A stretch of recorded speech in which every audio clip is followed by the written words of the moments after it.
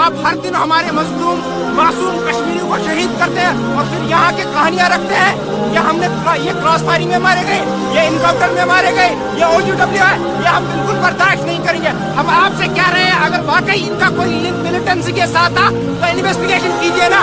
آپ نے کون سی انویسٹیگیشن کی کہ آپ یہاں ہمارے سامنے کہانی لے کے آئے کہ یہ ملیٹنٹس تھے, کہانی ختم ہو گئی. آپ نے ہمارے 3 معصوموں کو, آپ نے ہمارے 5 بچوں کو یتیم کیا. کیا ہم اس کو بھول جائیں؟ کیا آپ نے شاہد کو شپین میں کراس فائرنگ میں نہیں مارا؟ اس ٹائم کہا تھا انویسٹیگیٹ کریں گے. کیا آپ نے اننت ناگ میں پرویز صاحب کو نہیں مارا جس کی بیوی 7 ماہ کی حاملہ ہے, اس کو نہیں مارا آپ نے؟ کیا آپ نے آج اس 5 سال کے بچے کو آپ کیا جواب دیں گے؟ ان 2 بیٹیوں کو کیا جواب دیں گے؟ جو دودھ پیتا ہوا بچہ ہے ڈاکٹر مدثر کا, اس کا کیا جواب دیں گے آپ؟ آپ کو ان سے معافی مانگنی چاہیے. DGP صاحب کو, LG صاحب کو, ان گھر والوں کے پاس جا کے معافی مانگنی چاہیے کہ ہم سے غلطی ہوئی, ہم اس کا جوڈیشل پروب کرائیں گے.